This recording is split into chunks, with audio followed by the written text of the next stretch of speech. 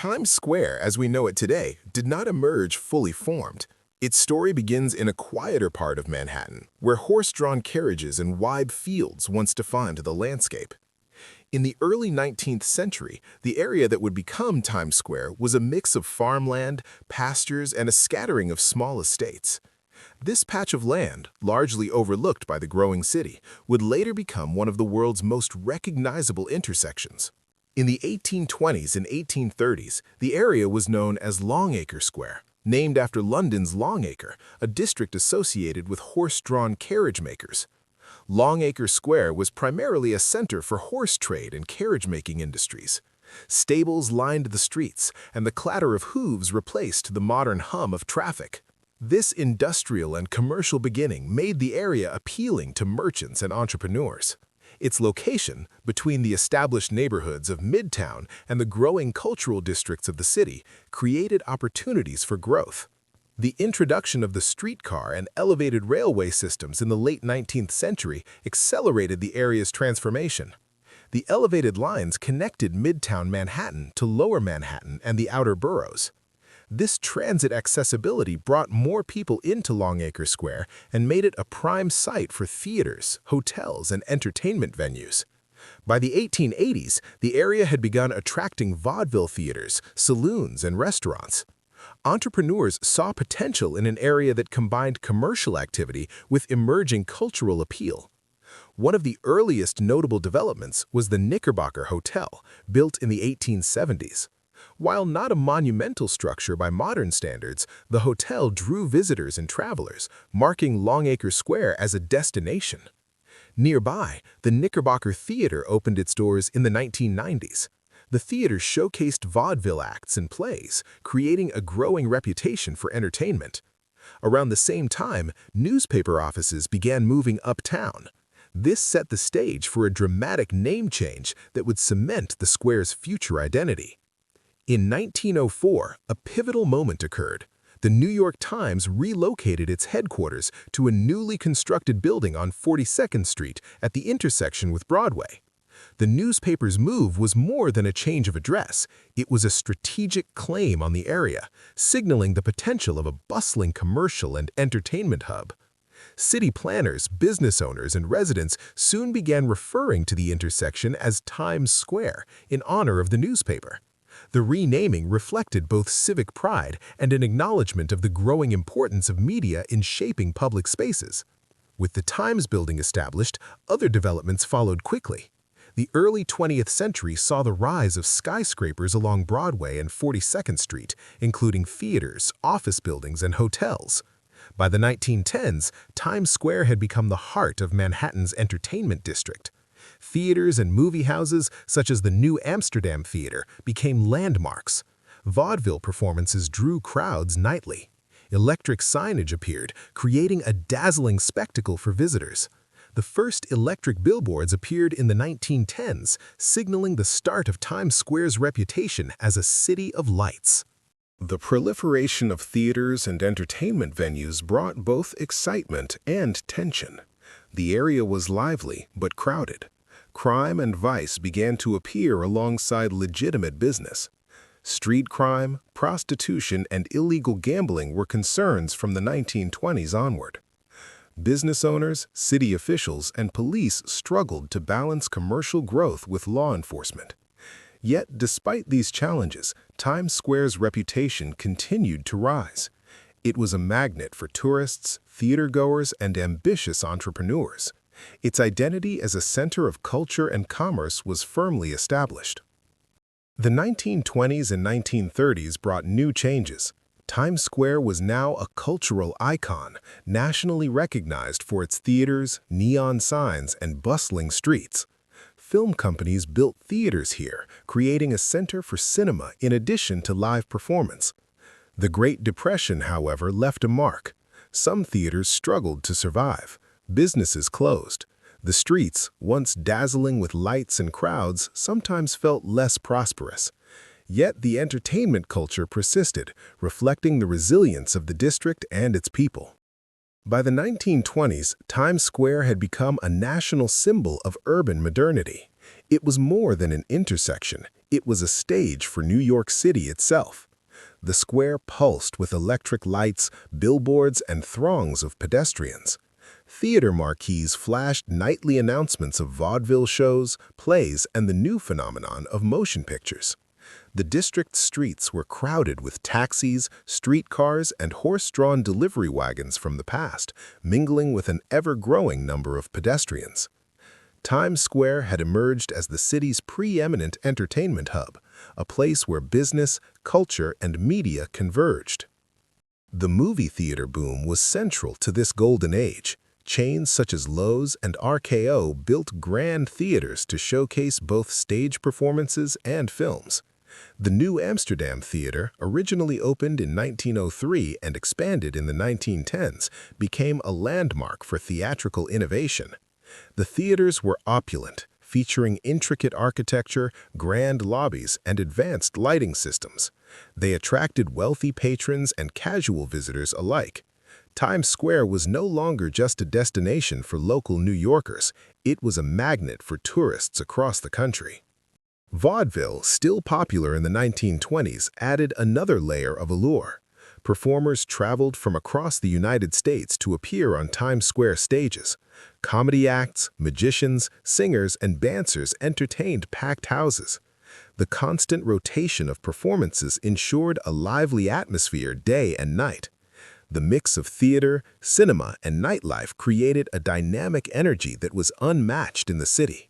Times Square had earned the reputation of being the heartbeat of Manhattan. Yet beneath the glamour there were early signs of tension.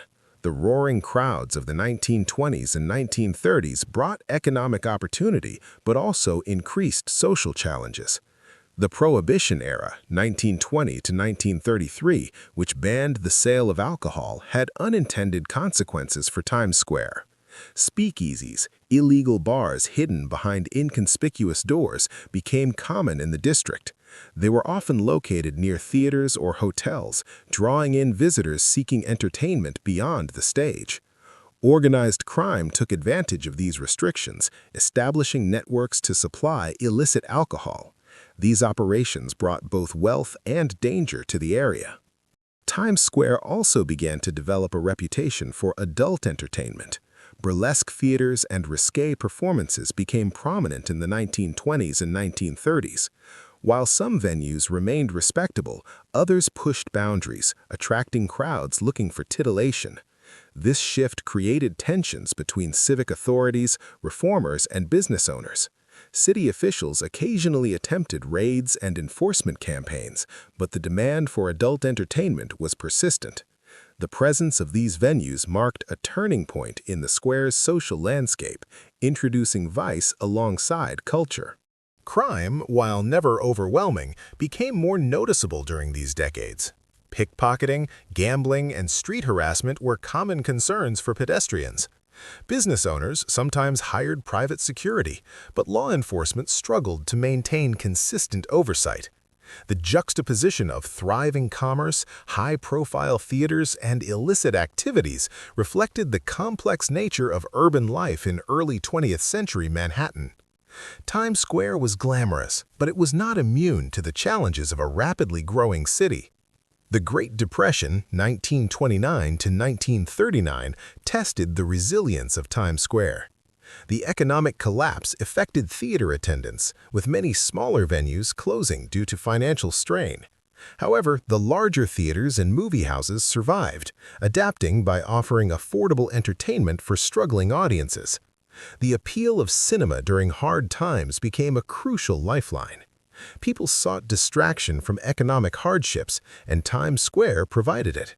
Paradoxically, the Depression reinforced the square's cultural significance, even as it exposed underlying vulnerabilities. During this period, media influence remained critical. Newspapers continued to operate from the Times building, reporting on entertainment, crime, and civic issues in the square. The synergy between media and public life amplified Times Square's status. Reports of theater openings, scandals, and criminal arrests reached readers across the city and the country. This constant coverage cemented the square's reputation as both a glamorous and morally complicated environment. Public perception became an essential part of the district's identity. The post-war years of the 1940s introduced further complexity. Soldiers returning from World War II contributed to a booming population and increased demand for entertainment. Times Square remained a center for theater and nightlife, but signs of urban decay started to appear. Some theaters struggled to maintain operations, while adult entertainment venues continued to grow. The city faced challenges in managing urban development, policing, and social welfare, all of which intersected in Times Square. Crowded streets, neon lights, and the mix of respectable and illicit businesses created a dynamic but precarious balance. Theater owners such as A.H. Woods and Samuel Roxy Rothafel contributed to Times Square's cultural prominence through innovative productions and architectural investments. Conversely, organized crime figures and speakeasy operators capitalized on lax enforcement and public demand for adult entertainment. The tension between legitimate enterprise and vice would shape the square's identity for decades. Decisions made by city planners, law enforcement, and business owners in the 1940s created patterns that persisted into the mid-20th century. Times Square's early shadows were a product of both economic opportunity and social complexity.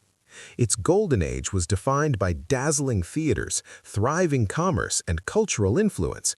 Yet beneath the surface, the growth of vice, crime, and urban stress introduced vulnerabilities. These elements were not immediate crises, but were early warning signs of the challenges that would dominate the square in the 1950s and 1960s. The district had achieved fame and prosperity, but it was beginning to strain under the weight of its own success. By the 1950s, Times Square was no longer the vibrant, glamorous hub it had been in previous decades. The post-war optimism of the 1940s had begun to fade, giving way to economic challenges, social change, and urban pressures. The district's bright lights and bustling theaters now stood alongside rising crime, neglected infrastructure, and an increasing prevalence of adult entertainment venues. Times Square's transformation from a celebrated cultural center to a controversial urban space reflected broader patterns of mid-century New York City. One of the first indicators of decline was shifting demographics and suburbanization. Many middle-class New Yorkers moved to the suburbs during the 1950s, seeking newer housing, cleaner streets, and perceived safety. This migration reduced the number of daytime visitors in Manhattan, including Times Square. Theaters, once filled with both locals and tourists, began to see declining audiences. Businesses that relied on regular foot traffic felt the impact, leading some to close or downsize. The square's economic pace, which had supported its cultural prominence, started to erode. The rise of adult entertainment accelerated during this period. Burlesque theaters, peep shows, and adult bookstores became increasingly visible.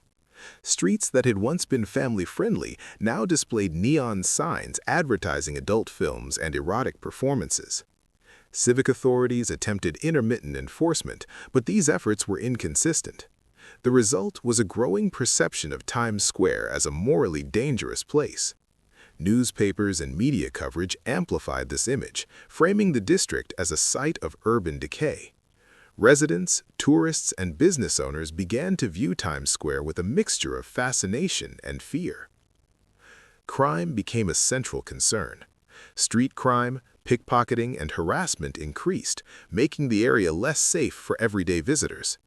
Organized crime networks, which had established a presence during Prohibition and persisted through the mid-century, took advantage of lax oversight.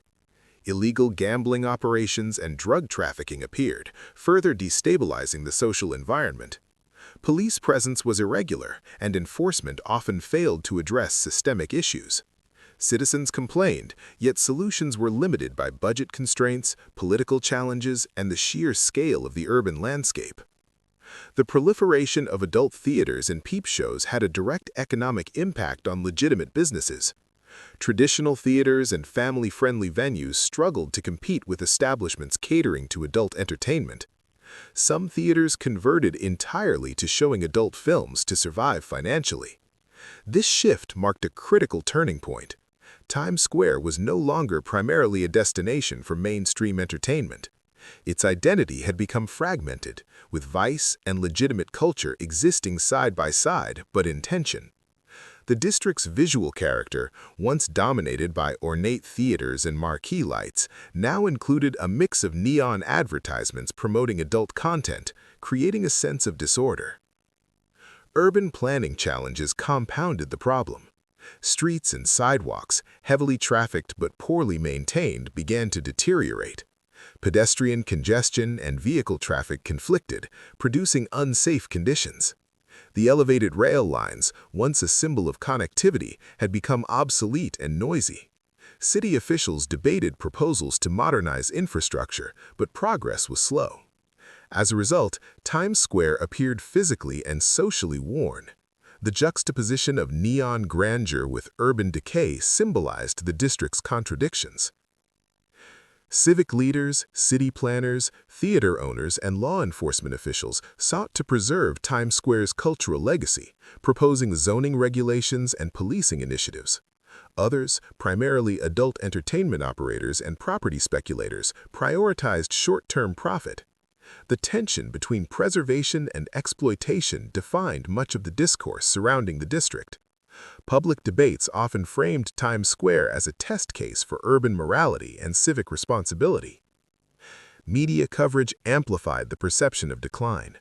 Newspapers highlighted criminal incidents, arrests, and sensational stories about vice. Photographs of seedy streets and overcrowded sidewalks reinforced public concern. While coverage occasionally praised the historic theaters or the square's cultural significance, the dominant narrative emphasized moral and social decay. This framing influenced city policy and public opinion, contributing to Times Square's reputation as a dangerous and controversial area. The 1960s intensified these trends. The district became synonymous with adult entertainment, crime, and urban disorder. Pedestrians who once flocked to the square for legitimate performances often avoided it due to safety concerns. Theater owners faced declining ticket sales, leading some to shutter operations or pivot to adult films. The presence of street-level crime, coupled with deteriorating infrastructure, created a pervasive sense of instability. Business owners and city officials struggled to reconcile the square's historic importance with its increasingly problematic conditions. Despite these challenges, Times Square retained a degree of cultural influence. It remained a site for national attention, with media outlets, tourists, and photographers drawn to its chaotic mix of lights, theaters, and vice. The square's complex identity, part entertainment hub, part adult district, captured public imagination. Historians note that this period laid the foundation for debates about urban development, policing, and moral regulation that would persist for decades. Times Square had become a symbol of both New York's vibrancy and its vulnerability. The decline of Times Square during the 1950s and 1960s illustrates the fragility of urban success. Economic shifts, demographic changes, social pressures, and policy failures converged to destabilize the district. The contrast between its golden age and its mid-century struggles highlights how cultural hubs can be transformed by broader urban dynamics. Decisions made by city officials, business owners, and property developers during this period would have long-lasting consequences. Times Square had achieved fame, but its collapse reflected the costs of rapid urban growth and the challenges of managing social complexity. By the mid-1960s, Times Square had fully entered a period of moral and social controversy.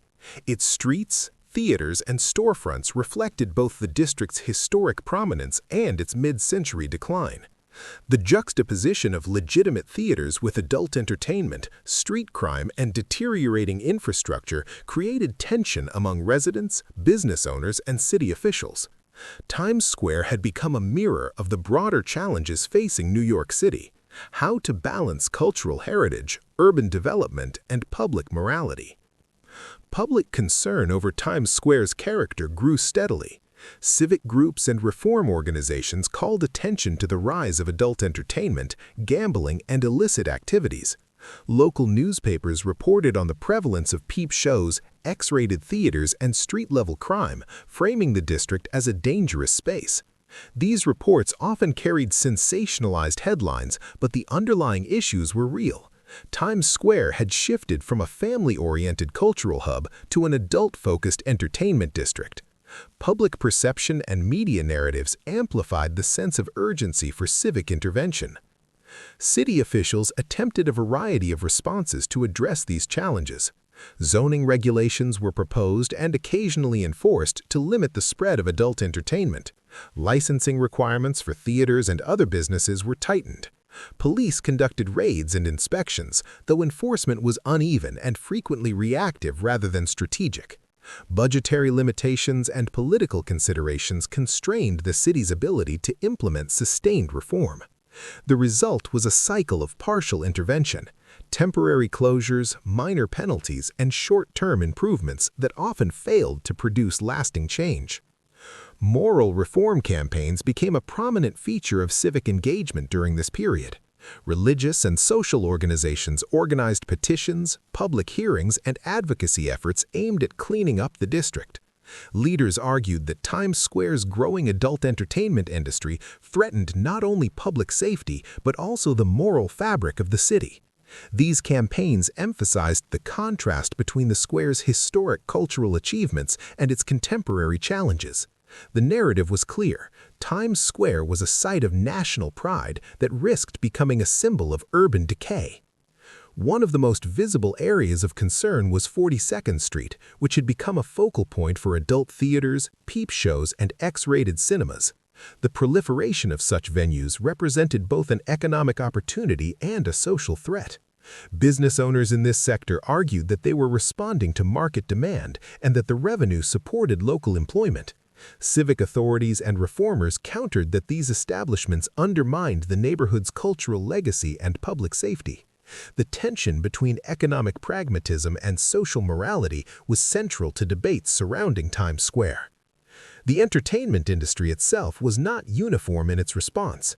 Some theater owners sought to maintain traditional performances and family-friendly offerings, emphasizing Times Square's historic role as a hub for legitimate culture. Others converted or built venues catering exclusively to adult audiences, prioritizing short-term financial gain. These conflicting strategies reflected the square's dual identity, one rooted in historic achievement and another emerging from market-driven vice. The resulting patchwork of businesses contributed to public confusion and heightened moral scrutiny. Law enforcement faced particular challenges in this environment.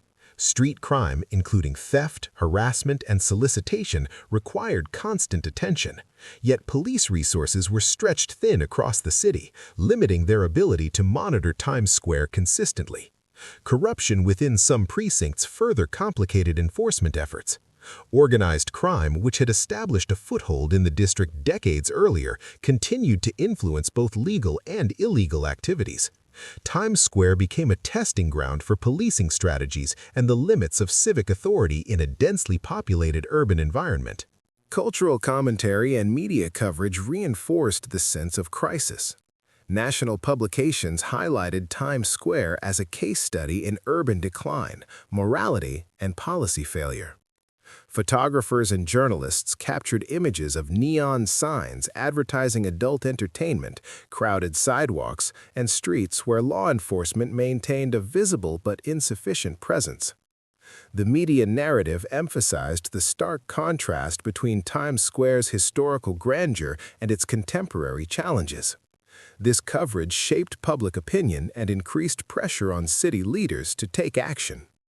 Despite these challenges, there were early signs of civic engagement aimed at restoring balance. Planning committees, local business associations, and neighborhood groups advocated for improved lighting, street maintenance, and zoning reforms. These efforts were modest but significant, representing the first organized attempts to address the complex social and economic dynamics of Times Square. The combination of public advocacy, municipal regulation, and media scrutiny laid the groundwork for later interventions, even if immediate results were limited.